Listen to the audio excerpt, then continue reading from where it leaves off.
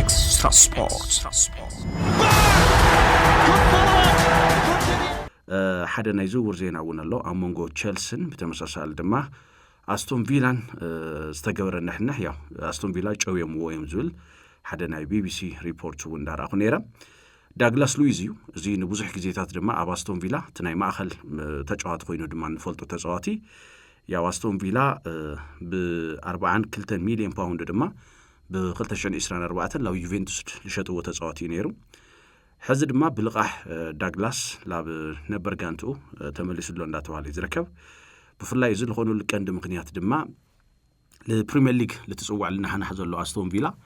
ያው ምትልፍለጥ ብ4 ነጥብ ድማ ብኣርሰናል ይብለጽ ለሓለፈ ሰሙን ድማ ላብ ሜዳ ኒውካስትል ኣምሪሑ ድማ ልገርም 3 ነጥብ ሃምላ ኣከብ ድማ ልፍለጥ እዩ ሞ ዩሪ ቲሊማንስ እዚ ኣብ ናይ ኣስቶን ቪላ ናይ ማእኸል ምንቅስቃስ ድማ ቁልፍ ተጻዋታ ዩሪ ቲሊማንስ ጉድኣት ከም ዝተኣናገደ እዩ እንዳተገለጸ ዝርከብ ስለዚ ምስቶም ብርክት ዝበሉ ተጫዋቲ ጉድኣት ልገጠሞም ድማ ኣባል ኮይኑሎ ክዕገሶ ይኽኣል ኡናይ ኤምሪ ምክንያቱ ኣብቲ ናይ ጽዋዕ ፍክክር ስለ ዝርከቡ ግድን ድማ ተጫዋቲ ከፈርሙ ነይርዎም እሞ ዳግላስ ሉዊዝ ትልፈልጥዎ ተጫዋቲ ኣብ ኖቲንግሃም ነይሩ እዩ ብልቃሕ ከጁቬንቱስ መጺኡ ስለዚ ኣብኡና ይተሳኻዕሉ እሞ ሕዚ ግን ላብ ኣስቶን ቪላ ነበር ጋንቱ መጺኡሉ እንዳተባለ ዝርከብ ብልቃሕ ውዕሊ ይሕዝውን ቲሊማንስ ያው 5 ኣሲስት ሓደ ጎል ኣለዎ ኣብ 15 ጨዋታ ስለዚ ከምኒ ካማራ ለኣብነት ባባካር ካማራ ለሲዝን ክሳብ ዝውዳእ ድማ ጨዋታ hamle ይገብር ተገሊጹ ጆን ማጊን ድማ ኣብ ብርክብ ዝወጽሑ ጉድኣት ሱ ብተመሳሳሊ ንውሕ ዝበሉ ግዜታት ካብ ሜዳ ክርሕቕ እዩ ሮስ ባርክሌ እውን ክመጽ እናውልና ጽበይ ነይሮም ግን ምድንጓይ ስዒው ድማ እዚ ዝውውር ዝክፍጸም ግድን ኮይኑሎ ቅድም ኢሉ ድማ ኮነር ጋላሃር እዚ ነበር ናይ ቸልሲ ተጻዋታይ ካብ አትሌቲኮ ማድሪድ ለመምጻእ እውን ሓስቦም ነይሮም ግን በወገን ቶተንሃም ሆትስፐር ተመንጢሎም እዮም ስለዚ ቪላ ብልተወሰነ መንገዲ እናተጠናኸሩ እዮም ዝርከቡ ለኣብነት ካብ ቢሽክታሽ ቶሚ አብርሃም በ18 ሚልዮን ፓውንድ ድማ ንምፍራም ከም ዝተስማዕውን ቅድም ኢሉ ተገሊጹ እዩ ስለዚ ለማዓንቲ ናይ ዳግላስ ሉዊዝ ፊርማ ድማ ማእኸል መስመሮም ለመጠናኸር ያው ተወሲኑሎ እንዳተባለ ዝርከብ ካሊ ናይ ጉድኣት ዜና ናይ ፓትሪክ ዶርጉ እዩ ያው ሃምተ ትዝክርዎ ኣብ ናይ ማንቸስተር ሲቲ ጨዋታ በተመሳሳሊ ድማ ኣብቲ ናይ ኤምሬትስ ናይ ኣርሰናል ማንቸስተር ዩናይትድ ጨዋታ ካብቶም ጽቡቕ ተንቀሳቀሱ ሓደ እዩ እንደውም ኣብ ሰሙን እዚ ካብቶም ተሳለጡ ወይ ድማ ናይ መበል 23 ሰሙን ናይ ፕሪሚየር ሊግ እንግሊዝ ብሉጻት ተዋሂሎም ካብቶም ጸርሑ 5 ተጻዋቲ ድማ ሓደ ኮይኑሎ ፓትሪስ ዶርጉ ምናልባት ናይ ሰሙን እዚ ትዝበለጸ ተጻዋታይ እውን ክወሃብ ይኽእል ምክንያቱ አንቶኒዮ ሲሜኒዮ በወገን ማንቸስተር ሲቲ ኣሎ ያው ምስመኒ ተጫዋቹ ደውላ ግምት ካቲ እዩ ኢሚሊያኖ ማርቲኔዝ ተናያስቶን ቪላ አውት ክምዝገብ ድማ ካብቶም ጽቡቕ ምንቅስቃስ ልግበሩ ተዋሂለሎ ማቲያስ ፈርናንዴዝ እዚ ምናልባት በወገን ዌስት ሃም ዩናይትድ ድማ ልገርም ጎል አመዝጊው እዩ ኢቨንት ኻልአይ ጎል ክምዝገብ ድማ ናቱ አስተዋጽኦ ነይርዎ እዩ ዱብራቫክ ዘሐላው ልዳት እዩ ስቲቫኦ በተመሳሳሊ በወገን ቸልሲ እውን ኣለሞ ካብዚኣቶም ብሉጽ ናይ ሰሙን እዚ ድማ መበል 23 ሰሙን ካብ ላርኤና ትብሉጽ ተጻዋታይ ክንርኢና ሞ ፓትሪክ ዶርጉ ግን ኣካልቶም ብሉጻት ኮይኑሎሞ ኣብ ጽቡቕ ፎርም እናሃለ እዚ ጉድኣት እዚ ምትእንጋዱ ለቲ ጅማርኡ ለጸበቀ ማይክል ካሪክ ታዓይነት ሓስያ ክኸውን ይኽእል ልብል ድማ ክንርኢና ምናልባት ኣፍትናቱ ቦታ ከም ኩንሃቡን ያው ክትቀም ይኽእል ብርግጽ ኩንሃ ናይ ማንቸስተር ዩናይትድ ቤንች ለምዃን አይኾነ ይመጽኡ ግን ታክቲካሊ ክተዓጻጸፍተሎ ተሰልጣነ እንደገና አማድ በተመሳሳሊ ድማ ዶርጉ ለቶም ክልተ ናይ መስመር ተጻዋቲ ማለት ሉክሾውን ዲያጎ ዳሎ ድማ ክፍተት ለከይፈጠሮም ድማ ለሕግዙ ምጥቃውን በተመሳሳሊ ድማ ትምክልኻለውን ለሕግዙ ስለልኾኑ aftom ክልተ ጸዋታታት ድማ ፐርፌክት ልባል ቤስት 11 እውን ስለለረአና ማይክል ካሪክ ኔክስት ጨዋቱ ምስ ፉልሃም ሓዱሽ አሰላልፋ ከረአና ተዋይሉ ትጽቢት ይግበር እዩ ክሳብ ሕዚ ብርግጽ ኣይዛሓለይ እቲ ናይ ማንቸስተር ዩናይትድ ዓወታ ብልዕሊ ኣርሰናል ለመዝገበዎ ምክንያቱ 16 ጨዋታታት ቅድሚ ናይ ዩናይትድ ጌም ድማ ኣርሰናል ሰዓት ልባል ያጋጠሙ ሊቨርፑል መጽኡ ማዕረውጽ ወይ ብርግጽ ግን ጠንካራ ኣርሰናል ድማ እናራአና ኢና ቀኒና ስለዚህ ማንቸስተር ዩናይትድ ዝሪከርድ ዘበላሽ የምሎም እዮም በወገን ጣሊያን ኮይኑ ለኣብነት ማክቶሚናይ ስለ ማይክል ካሪክ ምስክርነት ይወሎ ስለ ዲቴይል ዘለዎ ፍልጠት ብጣዕሚ ከም ልግረምን ኣብ ዩናይትድ እናሃለየ ድማ ካፍቶም ብጽቡቕ መንገዲ ለሓገዝ ወሰልጠንቲ ሓደ ምዃኑ ይገልጽ ካብ 4 ክሳብ 6 5 ክሳብ 6 ለለው ስቴፓት ቀዲሙ ዝርዳእ ጎበዝ አሰልጣኝ አምል ሆነ ኣብ ማንቸስተር እናሃለኹ ፈልጥ ይልሎ ስለዚ ትናይ ማንቸስተር ሲቲ ጌም በተመሳሳል ድማ ናይ አርሰናል ጨዋታ ሐምድ ተከታተሉን ለቡሙልኦም ተጫዋታ ሜዳ ዝነበሩ ማንቸስተር ዩናይትድ ድማ እንኳን ደስ በለኩም ብምባል በተመሳሳል ድማ ጽቡቕ ምንቅስቃስ ሐምል ገወሩ ገሊጹ እዩ ከምቲ ምስ ዓበይቲ ጋንታታት ዘርእይዎ ዘለው ብቕዓትን ውጽኢትን ግን ምሳና ኢስቴ ጋንታታት እውን በተመሳሳል ክጻወት ሐምልሎም ግን ማክቶሚኔ ድማ ነበር ጋንቱ መሰረት ምጋር ገሊጹ እዩ ብፍላይ ክልቲኦም ጸዋታታት ዘደምሙ እዮም ነይሮም ዘደመም ማንቸስተር ዩናይትድ ነይሩ ብሁሉም ተጻዋት ድማ ኾሪዓ እያ በኸምዝ ክጽሉ ድማ ተስፋ ይገብር ይልሎም ላውረን ዋይት ዌል ይባሃል ትናይ አትሌቲክ ጋዜጠኛ ዝናይ ፓትሪክ ዶርጉ ጉዳት ድማ ዓላው ዝገበሮሞ ካብ 10 ሰሙን ድማ ካሜዳ ክረሕቕ እንዳተባለ ይዝረከብ ሓቅልተ ወርሕን ክልተ ሰሙን ምዃኑ እዩ ስለዚ ፓትሪክ ዶርጉ የለይ እንዳተባለ ይዝረከብሞ ኣብ ፌስቡክ አድራሻና ድማ ብርክት ለወልኩም ሰማዕቲ ያው ሪቶታት እናሃውኩም ነይርኩም ሞ ገለገሊኦም ለስሕቁ ምብሽሻ ሓውሲ ኣለው ለኣብነት 23 ለኣኽሉ ሪቶታት ኣለውዚ ለኣብነት አርኮ ጋነርስ ይበሃል ወዲ ዝሃንድቦል ኢሉ ወሎ ምናልባት ዘእትያ ጎል ኢድነ ኸያ ያይነ ኸእቲ ልብል ክርክር ስለለሎ ኣዘዘይ ሙሉ ልበሃል ድማ ብቕዓቱ ተመሊሱ ክፍታብ ዝጀመረሉ ጊዜ ምዃኑ ይሕምም ኢሉ ወሎ ወዲ ከዲ ድማ ኣቱም ሰባት በቃ ዛ ክለብ ጽቡቕ ዘዝተጻወተ ተጻብኦ ዋይ ዕድል ይብል ገብረመድን መኮንን ድማ ዋላ ን10 ዓመታት ይርሐቅን በይ ይዝብል ሐሳብ ኣሎ ግን ገብረ መልስ ካብ ተኸተልቲ ናይ ፌስቡክና ድማ እናተዋወ ይዝርከብ ሰለሞን ብርሃነ ድማ በዲሉና አይዋ ግን ይሕዝን እዩ ደጋፍ አርሰናል ያነ ይልናሎ ዓደይ ዓለመይ ዝብል ድማ ይፍጠረሉ ድሩዕ ለምስ አርሰናል ቢኢዱ እዩ እቲዋ ዛጎል ይብል ሙለር ጂኤስ ከም ናይ ሮድሪጎ በረሉ ይብል ዝድማ ለሓደ ዓመት ክርሐቅ ምዃኑ እዩ ሓቡ ኦዚል በሃል ድማ ኣያ ሓበሻ ናሰብ ጽቡቕ ሰሚዕኻስ ዕልል ይበሃልዋ ናሰብ ሕማቕ ዕልል ለብሎ ሰብ ክትርኢ ብጣዕሚ ይገርም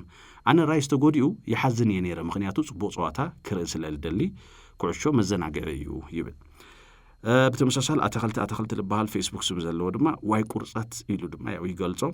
ሃፍትሽ ዳ ሲልቫ ምናልባት አይተሓሹ ይለሎ ግን ያው ደሰን እውን ትሪፖርት ተምለውጾ ሜንሽን ጌርና ኢና በተመሳሳሊ ያው ችግር የብሉን ዝብሉ በተመሳሳል ድማ በመጉዳእቲ ዶርጉ ድማ ገለል ተሐጎሱ ሰማዕት ወንዳራው ይዝረከም እሺ ማንቸስተር ዩናይትድ ድሕሪ ሩበን አሚሮን ሓምቲ ትማልውን ለገለጽናዮ ክልተ ተኸታታሊ ዓወታት ተመዝጊቦም እዮም ሩበን አሚሮን ድማ ሲዝን ሙሉ ይድልይዎም ሓደ ዓመት ሙሉ ማለት 35 ጨዋታ መሳካይዱ እዮም ክልተ ተኸታታሊ ጨዋታ አመዝጊቦም ሞ በዓወት ምዃኑ እዩ እዚ ግን ካብ ክልተ አመዝጊብሎም ድማ ከበቲ ጨዋታታት ምዃኖም ትማል ገሊጽና ኢና ብዛጋጣሚ እዚ ሩበን አሚሮን ሎማዓንቲ መበል 41 ዓመቶም እናኽበሩ እዮም ዝርከቡ ነቲ ናይ ካሪክ ጋንታ መሰረት አንጽፎምሉ ድዮም ወይስ ጌጋ ምዃኖም ማለት እውን ናይ ሩበን አሚሮን ለማንቸስተር ዩናይትድ ምምጻእ ጌጋ ምዃኑ ዘመላኽት ይብል ድማ ካሊእ ክርክር ድማ ኣብ ምድረ እንግሊዝ እውን ተፈጢሩ ኣብቶም ሚድያታት እውን ዲስከስ እናገበሩሉ እዮም ዝርከቡ ሩበን አሚሮን ችኽተ ዘይብል ነይሩ ተመሰረት እሱ እዩ ለኣብነት ፓትሪክ ዶርጉ ኣብ ዝክጫወታም ልኽእል ምልክት ይወምና ነይሮም እዮም ቅድሚ ሕዚ ዝብል በተመሳሳሊ እሶም እናሃሉ እዮም ቶም ቢግ ማች ፕሌየርስ ልበሃሉ ሃም ብራያን ኢምቦሞ በተመሳሳሊ ድማ ኩንሃ ልፈረሙ ኣብ ጊዜ ሩበን አሚሮን እዩ ዝብል እዩ በተመሳሳሊ ድማ ለፓትሪክ ዶርጉ ለተነማዓንተ ነው ጎዕሉ ለና ተጻዋታይ እሶም ስለለ ያፈረሙዎ ማለት እውን ናይ ማንቸስተር ዩናይትድ ዳታቤዝ ኤክስፐርቲ ስታቱስ ሪኦም እዮም አፈሪሞም ካብ ጣልያን ተዋይሉ ግን ፈለማ መጽዩ ብዙሓት ሰባት በፊርማ ዶርጉ ድማ ሕጉሳት አይነውሪ ባዕሎም ሩበን አሚሮን ድማ ተጻወት ለኣብነት እናጠቀሱ አሉታው ለሆነ ሪቶታት ክውተሉ አሚዳ ይተፎተየሎም ነይሩ ለኣብነት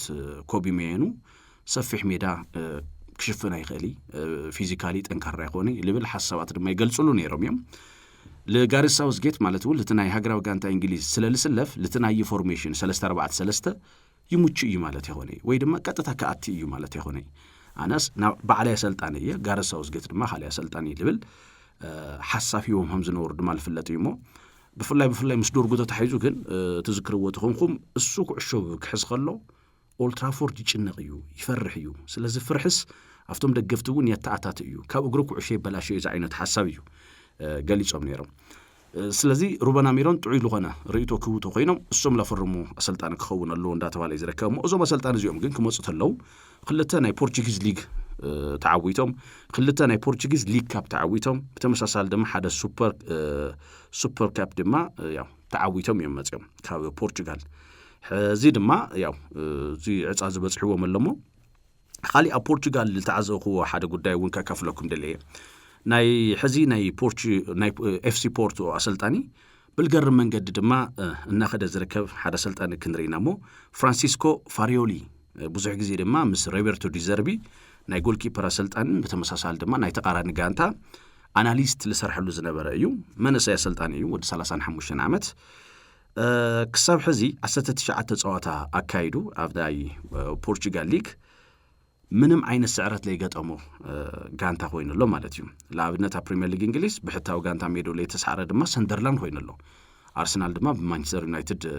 ስዕረት ምስ ወጽሖት ክብረ ወሰን ድማ ለሰንደርላንድ ኣሕሊፉ ይውሎ 4 ጎል ኣቁፂሩ እዩ 4 ጥራሕ ድማ ክሳብ ሕዚ ተቆፂሩዎ ኣሎ ካብ 19 ጸዋታ ማለት እዩ ክእክቦ ካብ ዝግባእ 57 ነጥቢ ድማ 55 ነጥቢ ኣኪቡሎሞ ምናልባት ሓደ ግዜ እቲ ናይ ፖርቹጊል ሊግ ቀሊል ድዩ ኢልካ ድማ ከተወግዕ እውን ለገድድ ስለልኾነ እዩ ስለዚ ማርቲን አንሰልሚ ልበሃል ኣሰልጣኒ ነይርዎ ፖርቶ ቅድሚ ፍራንሲስኮ ፋሬሊ ኣብ ክለብ ወርልድ ካፕ ድማ ብዘርአዮ ድኹም መሪሕነት ተሰናቢቱ እዩ ፍራንሲስኮ ፋሬሊ ድማ ብተመሳሳሊ ሓደ ለይርሳዕ ታሪክ እውን ምስ ኣያክስ ኮይኑ ፈጺሞ እዩ ሓንቲ ዓመት ይጸኒሑ እቲ ሓንቲ ዓመት ድማ ብጣዕሚ ያትገርም ኣያክስ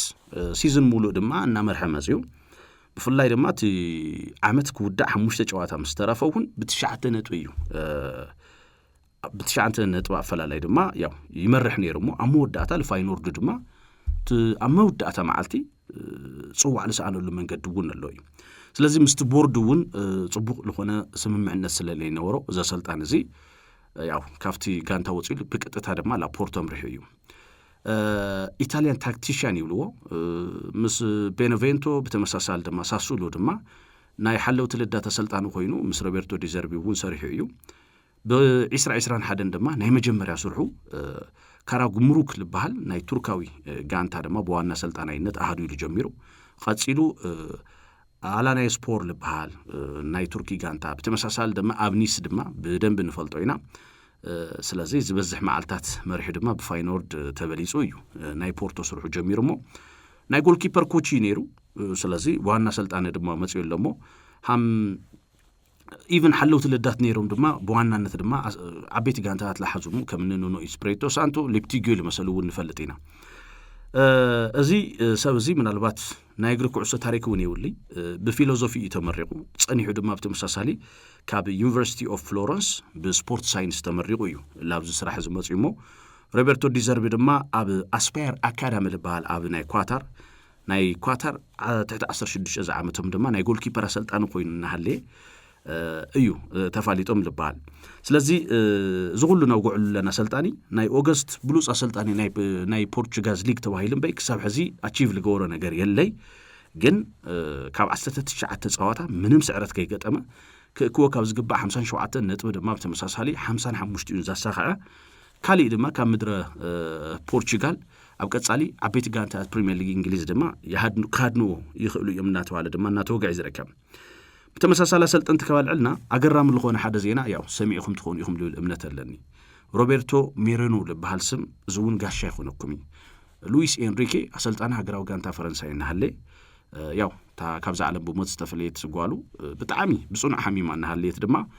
ካብ ሃገራዊ ጋንታ ስፔን ያው ልዋዕሉ አግሊሉ ፈለማ ድማ ልጓሉ ሙሉእ ትኩረት ልምሃብ ትስራሕ ድማ ልምክትሉ ነበረ ሮቤርቶ ሜሬኖ ሂወ ከም ዝነበረ ልፍለጥ እዩ ኣብ ራሽያ ሶቺ ልበሃል ጋንታ ድማ እናመርሐ ነይሩሞ ናይ ሶቺ ናይቲ ጋንታ ነበር ጀነራል ዳይሬክተር ዝነበሩ ብዛዕባ ሮቤርቶ ሜሬኖ ልፈጽሙ ሓደ ጉዳይ እዮም ኣዋጊዖሞ እሱ ብጣዕሚ ገሪሙኒ ማለት ማች ዴይ ወይ ድማ ጨዋታ ክህልዮ ተሎስ ቻት ጂፒቲ ወይ ድማ አርቲፊሻል ኢንተለጀንስ እዩ ለማኸር ነይሩ ተባሂሉ ዳታቤዝ ገይሩ ቻት ጂፒቲ ይሓቶ ስለዚ ምላሽ ድማ ይህብ ማለት እዩ ሕዚ ያው ሃንፋሽና ብርክት ለወሉ ጉዳያት ክትሓቶን ምላሽ ክትብ ተደሊኻ ድማ ቻት ጂፒቲ ያው አርቲፊሻል ኢንተለጀንስ ድማ ተኣታትየሎ ጽቡቅ ጎን ኣሎ ብተመሳሳሊ ሕማቅ ጎን ኣሎ ስለዚህ ሃማ ሰልጣነ ግን ምስ ምክትላቱ ብተመሳሳሊ ድማ ብሓፈሻ ምስ ኮቺንግ ስታፉ ተዘራሪቡ እዩ ቤስት 11 ክመርጽ ልግቦም በይ ሃመ ገይሩ ከምዚ ተዋሂሉ ካብኡ ድማ ብተመሳሳሊ ብዛዕባ አርተር ልባል ሓደ አጥቃዒ ብዛዕባኡ ድማ ከፈሩ መክብል ተሎ ለቻት ጂፒቲ ሓቲቱ ስታቲስቲክሱ አውሪድሉ እየፈሪሙ ወይ ተዋሂሉ ካብኡ ድማ እዚ አጥቃዒ ዝመጽዩ 14 ጨዋታ ለአክል ድማ ጎል ከያቁፀረ ተሪፉለሞ ሮቤርቶ ሜሪኖ እዚ ሁሉ ዝውጋዕ ዘሎ ሓሶት እዩ ኣነ ምሳ ሰልጠንተይ ምስ ምክትላተይ ተዛራሪበ እየ ብሉጻት 11 ለጨዋታ ልመርጽ ካብኡ ተወሰኸ ድማ እቲ ዘፈረምናዮ አርተር ስፖርቲንግ ዳይሬክተር ናይቲ ጋንታና እውን ተሓዊስዎን በይ ኣነ ምስ ቻት ጂፒቲ ዋግዐ ልወሰንኹዎ ይኾነ ልብል ሓሳብ እውን ገሊጹሎሞ እዚ ምናልባት ማለት ሃምዝ ካሎ ድዩ ኢልኻ ድማ ክትግረም ልገብር እዩ ማለት እዩ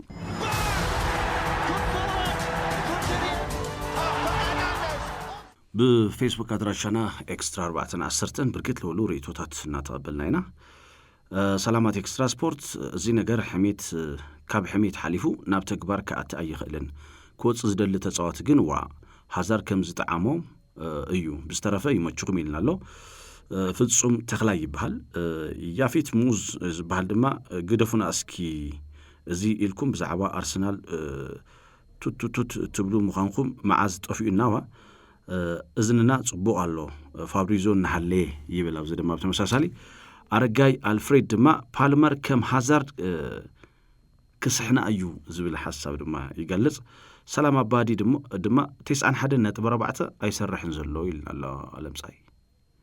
هم عينة رؤيتوتات النمسا يزركها 91.4 እስኪ ጸጋማት ተስተካክሉ ድማ ያው ላው አየር ኩል ተስፋን ገበር አብርሃ ሰፋ ዶርጉ ማንቸስተር እርግጥ ወሳነ ተጫዋቱ እዩ ነገር ግን ንዑኡ ዝትክ ተጫዋቲ አለዎም ሕማም ማንቸስተር ሓደ ተጫዋቲ ተይኮነስ ሕማሙ አብ አሰላለፋ አብ ምልዓል እዩ ነይሩ እዚ ድማ ተፈትሑ እዩ ይመችዮ ሳላካሪክ ብስተረፈ ይመችዎም ይናለው ገብረ ኪሮስ ገብረ መድን ድማ ያው ኤክስትራ ስፖርትን ሀብሉ ሙቼ ገሊጽናለው ሲሳይ ተክለ ሃይማኖት አርሰናል ሁም እኮ ተዋሪዱ ይል ጽሒፉልናለው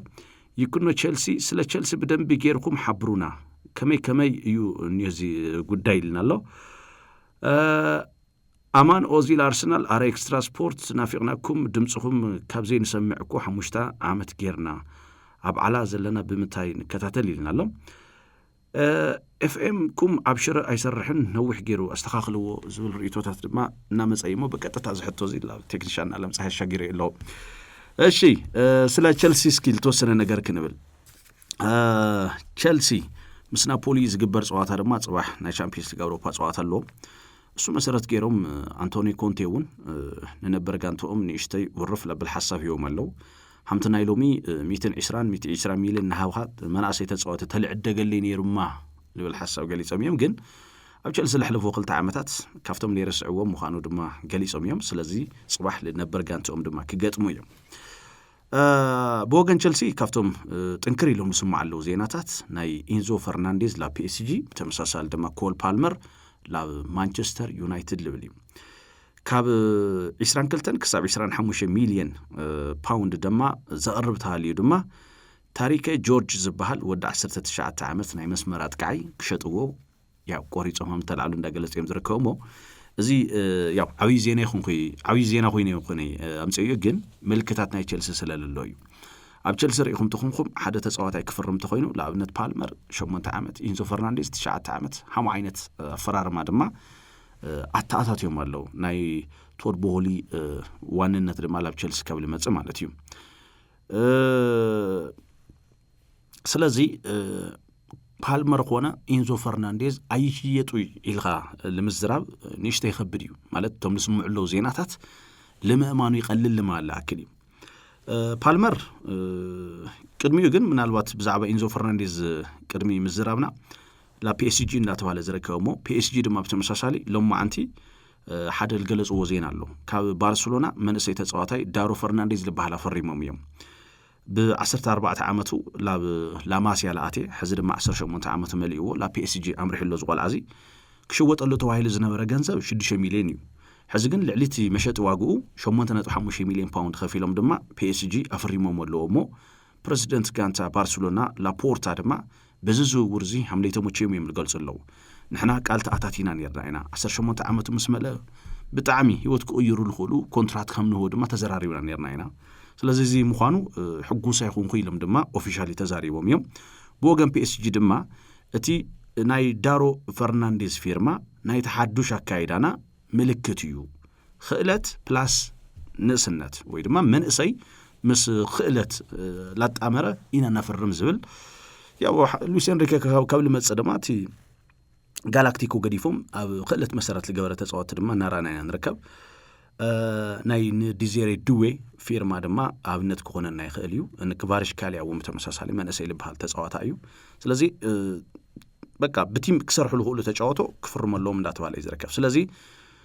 ዳሮ ፈርናንዴዝ ያው ሓሙሽተ ናይ ሲኒየር ጨዋታ ድማ ለባርሴሎና አካይዱ እዩ ኢቭን ናይ ቻምፒየንስ ሊግ አውሮፓ ጨዋታ እውን አካይዱ እዩ ጽቡቅ ልበሃል ናይ ማእከል ተጫዋታ ያም ልኾነ እውን ሪናዮ ነርና ኢናሞ እዚ አካይዶም ናይ PSG ስለ ኢንዞ ፈርናንዴዝ ክነውግዕት ኮይና ድማ ያው ልምድ ለለዎ ወይ ድማ ናይ መሪሕነት ክእለት ለለዎ ተጻዋታይ ጽዋዕ ዓለም ለወሰደ እዩ ምስ ቸልሲ እውን ተመሳሳሊ ክለብ ወርልድ ካፑን ላዓተረ እዩ ወሳነ ተጻዋታይ ናይ ቸልሲ ድማ እናኾነ እናመጽ ይዝረከብ ብፍላይ ዝተወሰነ ጊዜ ምስ አሰልጣኒ ቸልሲ ማሬስካ ድማ ያው አውጥጣት እዩ ሐምዝ ነበረ ለሪያል ማድሪድ ልብል ዜናታት ወና ሰማዕና ነርና ኢና ግን በሰብነቱ ድማ ያው ቲ ቦቱ ድማ ከጽና ይኽእሉ እዩ ኢንዞ ፈርናንዴዝ ስለዚህ እዚ ጉዳይ እዚ ነየማን ድዩ ኢልኻ ድማ ከተልዕል ትኽእል ኢኻ ማለት እዩ ምስቲ ናይ PSG ፊሎሶፊ ልክተልዎ ኣሎ ኣብቲ ናይ ዝውውር ብተመሳሳሊ ድማ ኢንዞ ፈርናንዴዝ በጽሕሉ ዘሎ ናይ ዕድመ ክሊ ማለት እዩ እዚ ካበልና ላብ ኮል ፓልመር ድማ ክንሰገር ምናልባት እውን ክኾን እዩ ልብል ዓበይቲ ጋዜጣታት እንግሊዝ ድማ ለውጽ ወይ ለማዓንቲ ለኣብነት ዘሰን ሰፊ ሓተታ ብዛዕባ ኮል ፓልመር ለማንቸስተር ዩናይትድ ልብል ለውጽ የሎም ፓልመር ኣመና ማንቸስተር ዩናይትድ ምስ ማንቸስተር ዩናይትድ ብፍቅሪ ልወደቀ ምዃኑ ይልግለጽ ገና ካብ ጊዜን እስነቱ ትሒዙ ማለት እዩ ኢቭን ሲቲ እናሃለወ ናይ ዩናይትድ ማልያ ገይሩ እውን ላፍቲ መለማመድ ማእከል እውን ይኸድሃም ዝነበረ እዩ ሩኒ ንምዃን ድማ እናሓለ መዛዓበየ እዩ ዩናይትድ ከይመልመልዎ ተሪፎም በይ ማለት ተጫዋች ማንቸስተር ዩናይትድ ልኾኑ ዓብይ ዕድል ነይሩ እዩ 0-0 ግን 15 ዓመታት ኣብ ናይ ሲቲ አካዳሚ ሓሊፉሎ ብ2023 ብ42.5 ሚሊዮን ፓውንድ ድማ ናብ ቸልሲ ኣምላም ረሓ ኩላትና ንፈልጦ ኢና ብድሕሪኡ ወሳኒ ተጫዋት ኮይነሎ ሕዚ ኣብ ቸልሲ ከም ዘይተረጋግዐ ናብ ዩናይትድ ክምለስ ከም ዝደለ ድማ ያው ቶም ሪፖርታት እንዳገለጹ እዮም ዝርከቡ ታይ ድሕረ ገደና ድናሎ ኣብ ገዝኡ ኣብ ዝርከብ ጋርደን ድማ ሩኒ ናይ ምምሳል ድሌት ከም ዘለዎ እውን ወለዱ ገለታት ለርእየሉ ግዛታት ነይሮሞ ኣባ ሓጉ ለኣብነት ስቴሪ ይበሃሉ ሳም ለሃዎ ሓደ ሓሳብ ኣሎ መንስ ገና መንሰይ ኮይኑ ላብ ናይ ማንቸስተር ሲቲ አካዳሚ ምስ ኸደ ናይ ማንቸስተር ዩናይትድ ኣርማ ለለዎ ማልያ እናገበረውን ላፍቲ አካዳሚ ኣታም ዝነበረ ይትቁልዕነታም ደሎ ኮይኑ በተመሳሳሊ ኣብ 2023 ድማ ሓደ ተዛረቦ ንግግር እውን ነይሩ ኣእሙሮይ ተሓቲሙ ዝተረፈ ተጻዋተ ታሃለ ዋይኒ ማርክ ሩኒ እዩ ስለዚህ ናተይ ናይ ፉትቦሊንግ ሄሮ ሩኒ እንዳበለ ድማ ደጋጊሙ ይዛረብ ማለት እዩ ስለዚህ አባሐጉ እውን መጠናኸር ሐሳብ እዮም ገሊጾም ኣብ መሰልጠነ ማንቸስተር ሲቲ ናይ ዩናይትድ ኣርማ ዘለዎ ማልያ ይገብር ሐምዝ ነበረ ወይ ቁምጣ ወይ ካሳቶኒ ሓዲኡ በቃ ናይ ማንቸስተር ይገብር ሐምዝ ነበረ ይዝገልጽሞ ሽዑ ግን ናይ ማንቸስተር ሲቲ ትናይ ትሬኒንግ ፋሲሊቲ ቤስት ስለል ነበረ ወይ ድማ ካብ ዩናይትድ ላዕለ ድማ ማንቸስተር ሲቲ ጽቡቕ ኦፈር ስለለቀረቡሉ ላብ ሲቲ ሃምል ተጸንበረ ይልግለጽ ስለዚህ ምስ ቸልሲ ክሳብ 20-30 ውዕል ኣሎ ግን ትናይ አንካሪት ጉድኣት ድማ ካብ ሜዳ እናርሐቆ ይዝርከብሞ ኣብዛ ዓመት ዝጥራሕ ኳስ ኣብቲ ፕሪሚየር ሊግ 11 ጸዋታ ጥራሕ እዩ ክስለፍ ተገዲዱ ኮል ፓልመር ማለት እዩ ሊያም ሮሶኔር ሓዱሽ አሰልጣኒ ቸልሲ ብዝሓለፈ ድማ ብዛዕባ ኮል ፓልመር ለማንቸስተር ዩናይትድ ልብል ልፈለማ ጊዜ ዜና ምስ ወፀ ናይ ነዊሕ ዓመታት ፕላን አካል እዩ ናይ ቸልሲ አካል እዩ ኮል ፓልመር ዝብል ሐሳብ ገሊጾም እዮም ስለዚህ ናይ ዩናይትድ አካዳሚ ኮች ዝነበሩ ለኣብነት ኮሊን ሊትል ባህሉ ድማ ዝሓለፈ ዓመት ዩናይትድ ንምጽንባር ድማ ተቃሪቡ ነይሩ እዩ ዝብል ሐሳቡን ይገልጹ ምናልባት ቅድም ነዊሕ ዓመት ልማል አክል እዩ 16 ዓመት እናሃለ በቃ ሲቲ ጽቡቕ ኦፈር ስለለቀረቡልን በይ ላባና ጽንበረሉ ልኸል ዓብይ ዕድል ነይሩ እዮም ዝብሉ ኣብ ሲቲ እውን 41 ለአክል ናይ ሲኒየር ጨዋታ ያካይዱ رياض محرز كوتس سلالخونه الصحابوتو كتركب سلاتخل قسنا بالخو كاتيك ايلو الحساب دما غارديولا عملهاون እሱ ድማ በተመሳሳሊ ብዙሕ ናይ ምስላፍ ጊዜ ከም ዝደልን ብዙ ስለለይ ተስማዕምዑ ድማ ጋርዲዮላ ያው በ42 ሚሊዮን ላብ ቸልሲ ክኸድ ከም ዝፈቀደሉ እዩ ስለዚ ቀጻሊ ክረምቲ ሪከርድ ዝኾነ ዋጋ ቸልሲ ክሸጥዎ ይኽእሉ እዮም ልብል ሪፖርት እዩ ደሰን ለማዓንት ሒዝዎ ወጽዩ ብፍላይ ድማ ሓደ ጉዳይ ክነገጣጥም ኢና ናይ ብሩኖ ፈርናንዴዝ ጉዳይ ብሩኖ ፈርናንዴዝ ዕድመ ፕላስ ናይ ሙጻ ድሌት ከም ዘለዎ ይፍለጥ እዩ ሞ ስለዚህ ዩናይትድ ሱፐርስታር ቫካንሲ ማለት እውን ለናይ ብሩኖ ፈርናንዴዝ ልትከአሎም ትናይ ስራሕ ምልክታ ድማ በሱፐርስታርነት እዩ እንዳገለጽዎ ዝረከው አሞንጎ ብሩኖ ፈርናንዴዝን ማንቸስተር ዩናይትድን ድማ ሓደ ስምምዕ ኣሎ ይልባል ለአብነት 57 ሚሊዮን ፓውንድ ለቀርብ ጋንታ ተሃልዩ ብሩኖ ፈርናንዴዝ ድሕሪ ጽዋዕ ዓለም ድማ ክሽየጥ ልብል እዚ ልኾነሉ ሰፊ ዕድል ኣሎ እሱውን ኣብ ሚዲያ ወጽዩ ተዛረቦ ዘረባታቱን ስለለሎሞ ምናልባት ግን ናይ ብሩኖ ፈርናንዴዝ ዲስፕሊን ሙኻና ቦቱ ቅድም ሕዚቶም ሓደ ሰልጥንቲ ልህዎ ዝነበሩ ማለት እውን ደላይ ኩዕሾ ስለልኾነስ ቅርጽ ናይ ትጋንታ ያበላሽ ይባሃል ነይርሞ ካሪክ ካብ ልመጽ ምናልባት ዲስፕሊን ልኾነ ብሩኖ ፈርናንዴዝ እናራናይና ንረከብሞ ቲ ኬርቴከር ስለልኾነ ካሪክ ማለት እውን ሚን ጊዜያዊ ሰልጣን እዩ ስለዚ ቀጻሊ ክረምቲ እዩ ተዋና ሰልጣን ክቁጽር ልባሃሎ ባዕሉ እውን ማይክል ካሪክ እንድሕርዳ ጽቡቕ ግስጋሴ ልገብር ኮይኑ ትናይ ዋና ሰልጣናይነት ስራሕውን ክወሃዊ ይኽእል ይብል ዲቤት ኣሎ እዩ ነበር አዕርክቱ ወይ ድማ መጻወቱ እንበዓል ጋሪ ኔቭል ግን ዝነገር ዝና ተቋሙሙ ይምድርከው ዋላ ቻምፒየንስ ሊግ አውሮፓ የቲና ማይክል ካሪክ ለማንቸስተር ዩናይትድ አይምጥን ይዛ አይነት ሐሳብ ሂዎም የሞ 50 አይነት ሐሳባቶም ድማ በኻልኦት ሚዲያታት ድማ እንዳተወቀሰ ይዘረከም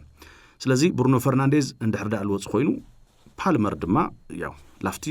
ሕልሙ ለሆነ ማንቸስተር ዩናይትድ ክመጽ ይዝብል አቤት ወጋታቱና ተወጋይም ዝረከውሞ ክልተ ነገራት ግን ያው እስኪ ክነገጣጥም ለአብነት ናይ ማንቸስተር ዩናይትድ ሄድ ኦፍ ፉትቦል ለሆኑ ጄሰን ዊልኮክስ ፓልመር አ ማንቸስተር ሲቲ አካዳሚ እናሃለ ድማ ናይቲ አካዳሚ ሐላፊም ነይሮም ስለዚህ በደንብ የምልፋለጡ ማለት ነው ኦማር በራዳውም ተመሳሳሊ ሲኢኦ ናይ ሲቲ ነይሮም ፓልመር ወነ ተጫዋች ማንቸስተር ሲቲ እናሃለ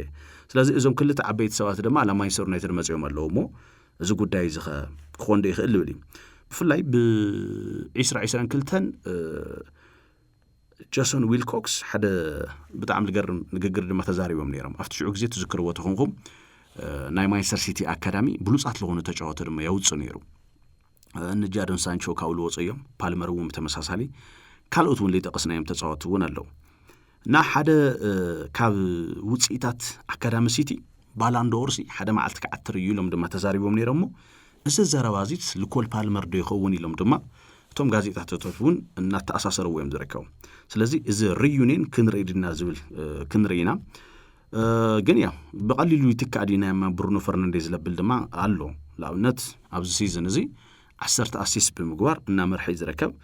አፍተናይ ሲቲ ጨዋታ ጥራሐኳስ 4 አቤት ዕድላቱን ለፈጠረ ብሩኖ ፈርናንዴዝ መሆኑን ለፍለጥ ይሞ እዚ ዜና እዚ ሃመኢኹም ተጣዕምዎ ክብራ ሰማዕትና ምናልባት ለሙሓጡ ይቀልዶ ወይስ ካብ ሐሚድ ሓሊፉ ምንም አይኾን ይልብል ሐሳብ ከተልዕሉ ትኸሉ ላውካሊ አብይ ጋንታ ተሰጊርና ድማ ሊቨርፑልና ክንረክብ ሊቨርፑል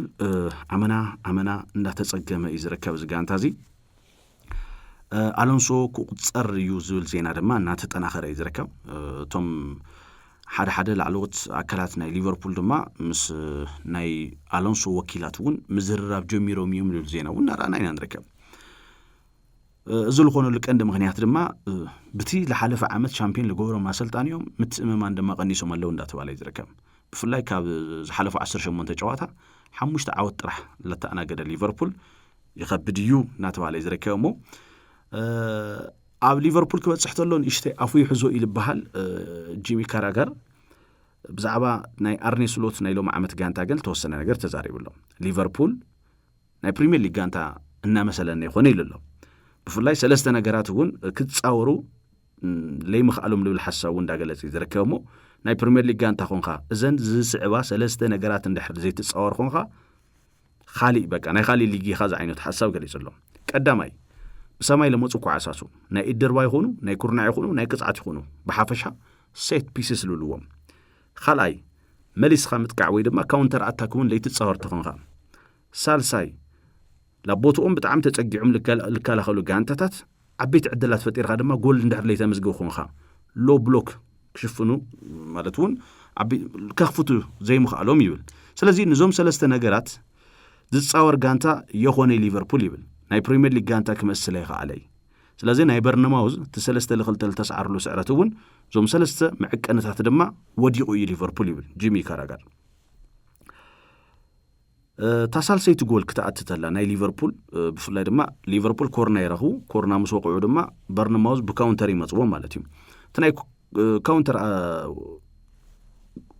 ኩዕሾ ድማ በተመሳሳሊ ላብ ኢድር ባይ ወጽሞ ናይ መወዳእታ ደቂቃ እዚ ኣብ መበል 95 ደቂቃ ነውግዕ ለና ክብራ ሰማዕትና እተና ኢድርባ ድማ በተመሳሳሊ ኩሉ ሰብ ኤክሳይትድ ኮይኑ እናጸበየ ነይሩ ላው ጎል ድማ ተቀይሩ ማለት እዩ ቫን ዳይክ ከላኸለ ይኽአለይ ቶም ናይ ሊቨርፑል ተጫወቱ ድማ ኣብቲ ቦክስ ዝነብሩ ከላኸለ ወይ ይኽአሉ ስለዚ ብኢድርባ ድማ ጎል ተቀፂርዎ ማለት እዩ ንሎ ብሎክ ቲምስ እኹል ዕድል ዝፈጥረሉ ጥበብ ድማ የውሊ ሊቨርፑል እናተባለ ይዝረከብ ስለዚ ክልቲኦም ጋንታታት ዝበዝሕ በሴት ፒስስ ጎል ድማ ዘተኣናግዱ እዮም በርነማውዝ ባዕሉውን ብሰማይ ልመጽእ ኳዕሳሱ ናይ ምጽዋር ዓቕሚ ይውሊ 17 ጎል ድማ ተቆፂሩ ወይ ብሰማይ ልመጽእ ኳዕሳሱ ሊቨርፑል ድማ በተመሳሳሊ ትሕቲ በርነማውዝ ይብርግጽ ግን 14 ጎላት ድማ ኣብ ሲዝን ተቆፂሩ ወይ ሞ ሊቨርፑል ካብ ኢድርባ 5 ጎል ተቆፂሩ እዚ ካብ መላእ ናይ ፕሪሚየር ሊግ ጋንታታት ድማ ዝበዝሕ ጎል ዝተቆፀሩ እዩ ማለት እዩ ናይ አሚኒ አዲሊ ትናይ ሳልሰይት ጎል ኣብ 95 ደቂቃ ለመዝገቡ ሞሮካዊ ናይ መበል 95 ጎሉ ንሊቨርፑል ሳልሳዮም እዩ ብፍላይ ድሕሪ 90 ደቂቃ ጎል ተቆፀሮ ማለት እዩ ብክሪስታል ፓላስ ጎል ተቆፂርዎም እዩ በተመሳሳሊ ድማ ብቸልሲ ኣብ ስታንፎርድ ብሪጅ ኣብ ዝነበረ ድማ ኩላትና ንዝክሮ ኢና እሱውን ድሕሪ 90 ደቂቃ እዩ ሽቶ ተቆፂርዎም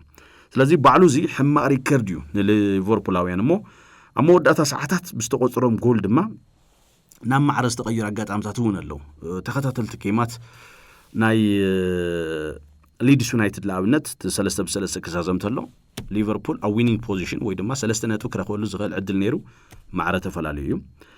በተመሳሳሊ ድማ ምስ ፉልሃም እዚ ድማ ብጣዕሚ ለገርም እዩ ጋክፖ ኣብ 92 ሽቶ መዝጊው በቃ ተጫዋታ ቀቲልና ኢና በማል ድማ ክዳኑ ውጽዩ ሴሌብሬት እናገበረ ከባቢ 96 ደቂቃ ድማ ልገርም ጎል ድማ ኣብ ልዕሊኦም ተቆፂርዎም እዩ እዚ ድማ ማዕረ ይሞጽዮምና ትናይ ማጓየር ኣብ አንፊልድ ዝነበረ ጸዋታ ድማ ማንቸስተር ዩናይትድ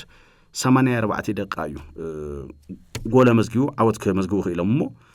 በሐፈሻ ተደሚርናዮም ማለት እዩ ካብዞም ዝተጠቀሱ 6 ጎላት ቶም 5 ድማ ብሴት ፒስስ ወይ ድማ ብሰማይ ብለመጹ ኳዕሳሱ እዩ ኣብ ልዕሊ ሊቨርፑል ሽቶ ተቆፂሩ እናበልና ኢና ንረከብ ስለዚ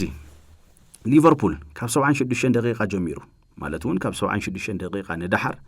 10 ጎላት ተኣናጊዶም ኣለዉ ኣብ ሲዝን እዚ 5 ጋንታታት ጥራሕ እዮም ድማ ንሊቨርፑል በዚ ቁጥራዊ መረዳእታ ልበልጽዎም እሞ ዝሓለፈ በዚ መዳይ እዚ ማለት እውን ሙሉእ ሲዝን ናይ ሻምፒዮን ክኾኑ ተለው 9 ጎል ጥራሕ ተቆፂርዎም ነይሩ ካብ 76 ደቂቃ ልዳሕር ኣብለሎ ማለት እዩ ኣብዚ ሕዚ ሰዓት ግን ኣብ 23 ሰሙን 10 ጎል በጽሖም ኣለዎ ሞ ምናልባት እዚ ጉዳይ እዚ ናኸፍአ ዶ ክኸዲ ይኽእል ልብል ክነልዕል ንኽእል ኢና እዚ ወዲ እዚ እውን እናተሓሳስቦም ዝርከብ ሰበስልጣናት ሊቨርፑል መወዳእታ ደቃይቅ ዝፍራሕ ዝነበረ ሊቨርፑል ለሓለፈ ዓመት ኣብ መወዳእታ ደቃይቅ ለሊቨርፑል ምእማን ከቢድ ነይሩ ካብ ድሕሪት እናተበገሰ ድማ ዓወት ለመዝገብ ዝነበረ ጋንታ እዩ ሕዚ ሊቨርፑል ንባዕሉ ድማ ፍራሕ ኮይኑ ኣሎ 90 ደቂቃ ምስኣቴ ብጣዕሚ ዝፈርሕ ዝምብርከኽ ጋንታ ኮይኑ ኣሎ ማለት እዩ ሓመገላልጻ አርሴን ቬንገር ግን بتلوم دول عبنت أو تشامبيونز ليج أوروبا عبيت جانتات دحرتيس دقيقة عوض لمزجو ويدما جول لمزجو تسوبريوريتي سلالوسدويو تومانا إشتي جانتات دما نايم فرح زنب على دما سلالة أنا قديم مو مالت جيزي بلوسة دقطرس تأدفانتيج دما عوي جانتا إلوسدوين ده توالا نيرو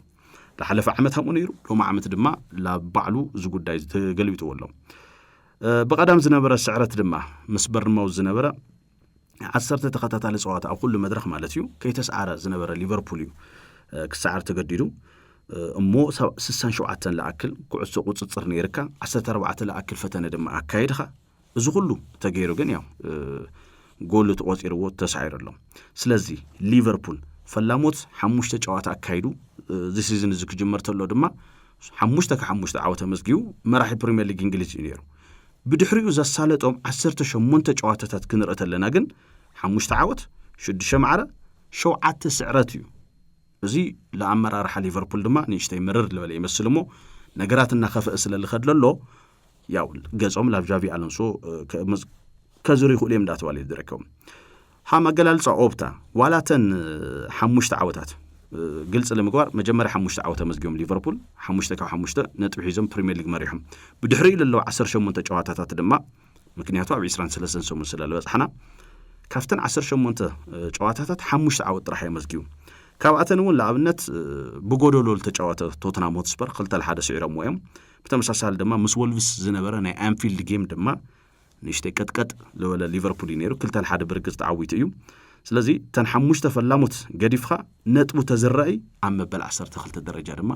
ቅመጥ ይነሩ ሊቨርፑል ማለት እዩ ስለዚህ እዚ ተደሚሩ እዩ አርኔ ስሎት ካብ ሓላፍነቶም ክላዓሉ እዮም ልባሃለው ማለት እዩ ክብራ ሰማዕትና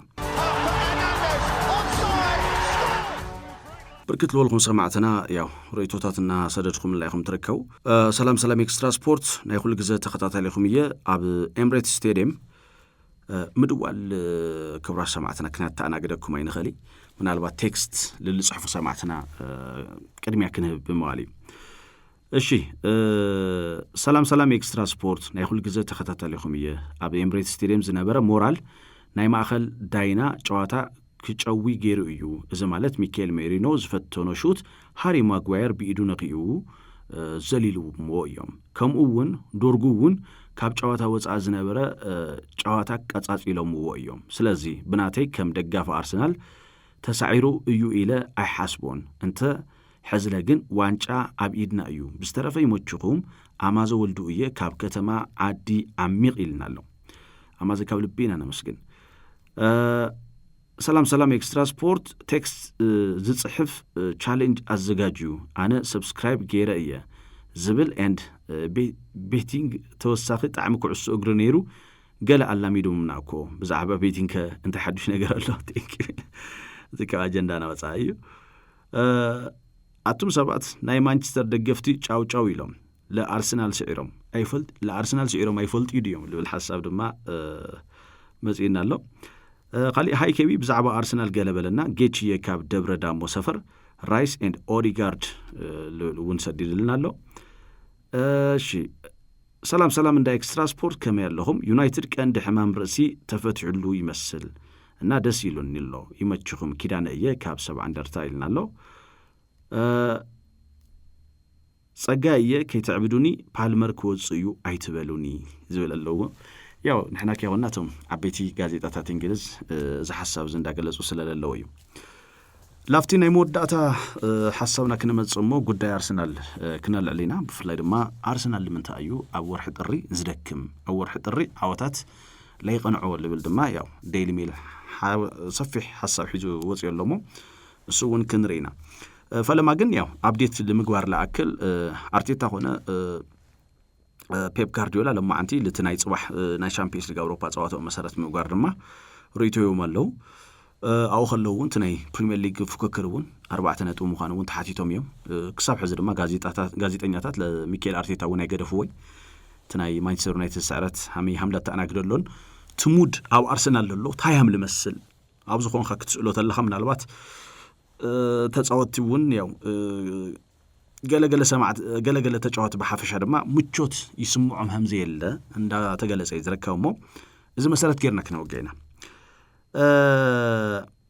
አርቴታ ንትናይ ጽባህ ቻምፒየንስ ሊግ አመልኪቱ ሳሊባ በተመሳሳል ቲምበር ብርክት ለወለ ተጫወት ድማ ከም ዘዕርፍ ገሊጹሎ በተመሳሳሊ ኖርጋርድ እዚ ተጫወተ አርሰናል ድማ ብዛዕባቲ ኣብ አርሰናል ለሉ ስምዒት ሙዲ ተሓቲቱ አይተጨናነቁ ጽቡቅ ይዘሎ ዝብል ሐሳብ ገሊጽሎ ባዕሉ አርቴታውን ገና ብዙ ጨዋታ ስለልተርፈና ምንም ለጨናነቅ ነገር ይሆነ ይልሎ ጋርዲዮላ ድማ በተመሳሳሊ ካብተ ዘለና ነጥብ ንላዕለታት ንኾን ደስታ አይምኻልኹ ወይ ግን ሕዝውን ብዙ ጨዋታታት አለና እንደወለም ዝረከው ክልቲኦም አሰልጠንቲ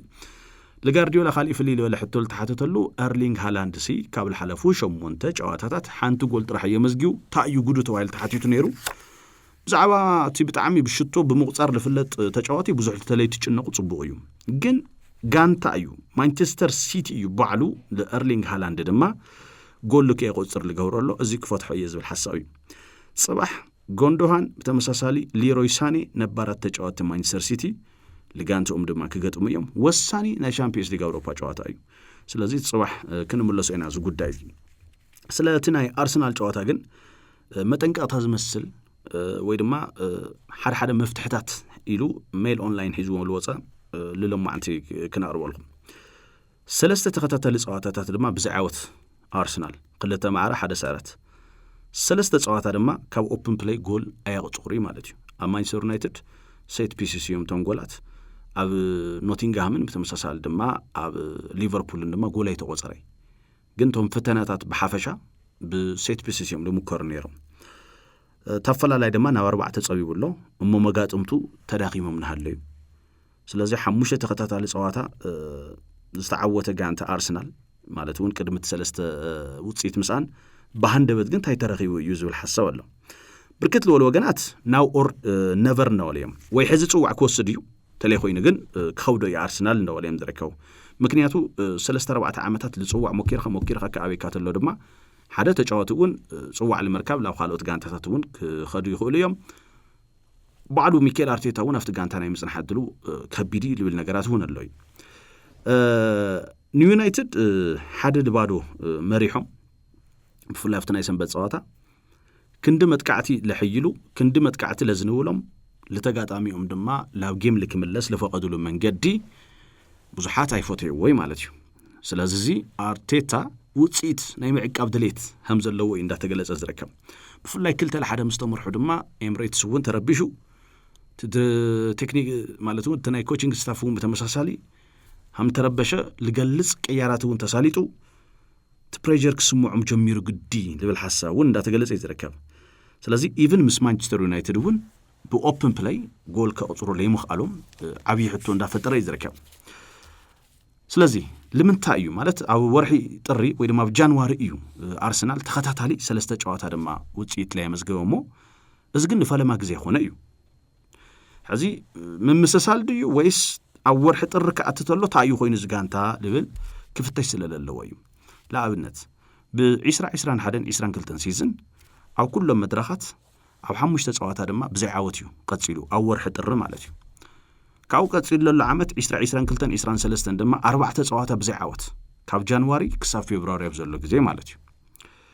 بتمساسالي كاب ديسمبر كساف جانواري دما شو 10 تسوات لك يدلو تناي 20 سلستن 24 سيزن شو 10 تسوات بادو عوت مالتيو ب20 حموشه دما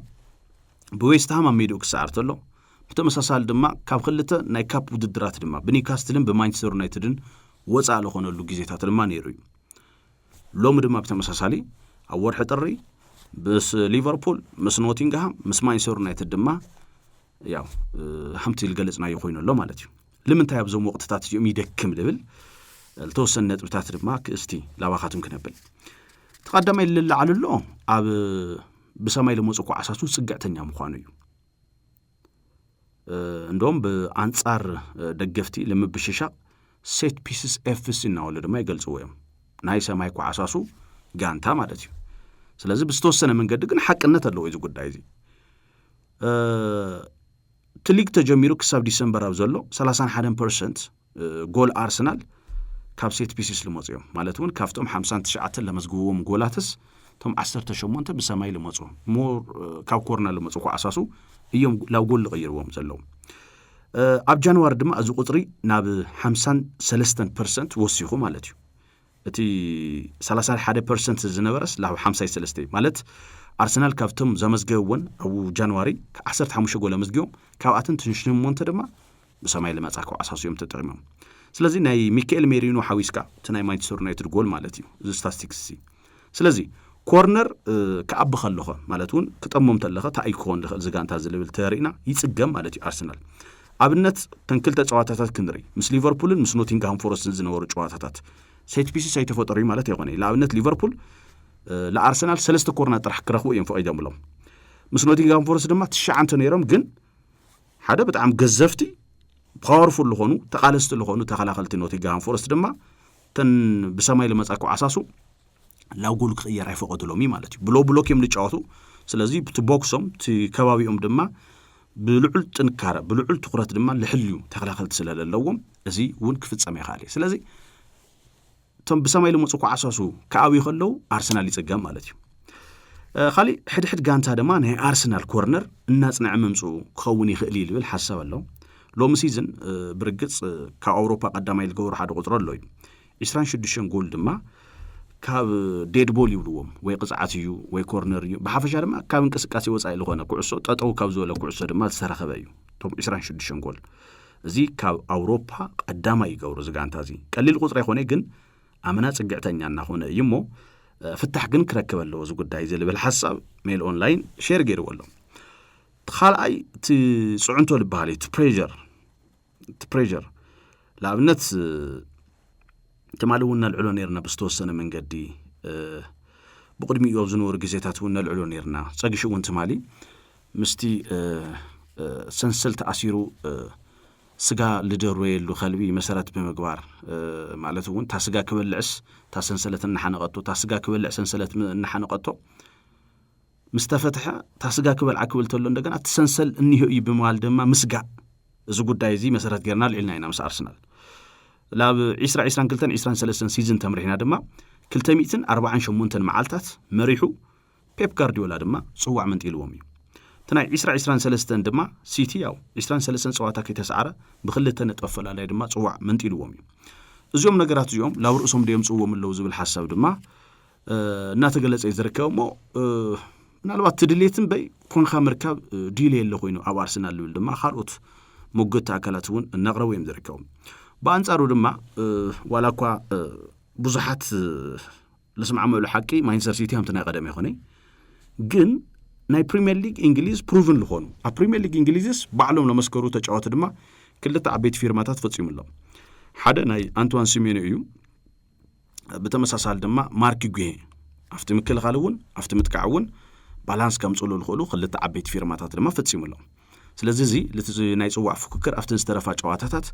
ወሳንነቱ ዓብይ ዝብሉ ወገናት እውን ኣለው ብተወሳኺ ድማ እቲ ፕሬዠርን ብተመሳሳሊ ድማ ትፍርሒ እውን ፍርሒ ልብል ቃላት ሕዚ እናመፀ ይዝርከብ ላብነት ስቴዲየም ኤምሬትስ ብፍላይ ጋንቶኦም ቶለይል ውፅኢት እንድሕር ላይ ያምፀው ኮይኑ በቃ ድባው ይቅየር እቲ ድባብ ድማ ላፍቶም ተጻወቲ ላፍቲ ኮቺንግ ስታፍ ድማ ናይ ምትእትታይ ተኽእሎ ኣለዎ እዩ ተባሂሉሎ ቅድሚ ዝናይ ሊቨርፑል ቅድሚ ዝናይ ማንቸስተር ዩናይትድ ዲሰምበር 13 ትዝክሩ ኢኹም ኩልኹም ምስ ወልቭስ እቲ ናይ መወዳእታ ደረጃ ለሓዘ ጋንታ ማለት እዩ ምስ አርሰናል ኣብ ዝገጠመሉ ጊዜ አርሰናል ሓደ ልባዶ እንዳመርሑ ኣብ ዝነበሩሉ ጊዜ ወልቭስ ድማ መወዳእታ ከባቢ ሽቶ መዝጊቦም ነይሮም እዮም ድሕርዚ እቲ ናይ ድጋፍ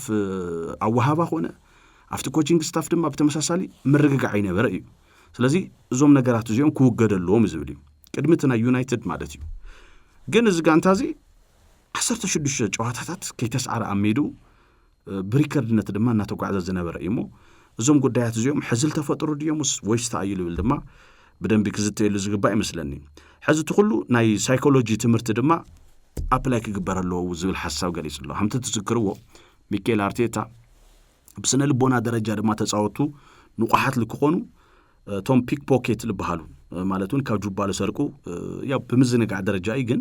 ንሳኻና ዋግዑስ እንተስቀበተኻ ከውጽኡልካ ይኽእሉ ሰዓትካ ክወስዱልካ ይኽእሉ ዋሌትካ ክወስዱልካ ይኽእሉ ብቕዓት ለለዎም ሰባት ኣለዉ ስለዚ እሶም ድማ ኣብቲ ናይ ድራር ስነ ስርዓት ሓደ ግዜ አንጊድዎም ነይሩ እሞ ህንደየናይ ንቑሓት ይኹም ኩሉ ግዜ በቃ ምንቅስቃስኩም ንቑሓት ክትኾኑ ኣለኩም ልብል ትምህርቲ ለምሃብ እዩ ነይሩ ብተመሳሳሊ ድማ ዓወት ልበሃል ያው ዓወት ኢልና ኢና ክንስም ዊን ልበሃል ከልበሎ ኣብ አርሰናል እዚ እውን ብተመሳሳሊ እቲ ናይ ሰዓራይነት መንፈስ ልምምጻእ እሞ እዞም ኩሎም ሳይኮሎጂካል ነገራት ሕዚ ኣፕላይ ክግበረለዎም ዝብል ሓሳብ እንዳተገለጸ ይዝርከብ እሞ ተመሳሳሊ ጸገም ኣብቲ ምጥቃዕ መስመር እውን እንዳረኣና ስለለለና እዚ እውን ድሕሪ ልፍታሕ ኮይኑ አርሰናል ኣብተን ዝተረፋ ጸዋታታት ድማ ጽዋዕ ልዕለሉ ምክንያት የለ እንዳተባለ ይዝርከብ ንሎሚ ኣብዚ ኣኽለና ሞ ጽዋሕ ድማ እቲ ናይ ቻምፒየንስ ሊግ ወቅታት ሒዝና ለኩም ክንመጽና ብሓፈሻ ንዝነበረኩም ተሳትፎ ካብ ልቢና ነመስግን ኤክስትራ ስፖርት ልብልና ዩቲዩብ ቻናልና ግን ሰብስክራይብ እናገበርኩም ሰዓቡና ክንብል ንፎቲ ጽዋሕ ክሳብ እንደረኸብ ሉዋ ምሸት ይኹን ለኩም Extra Sport.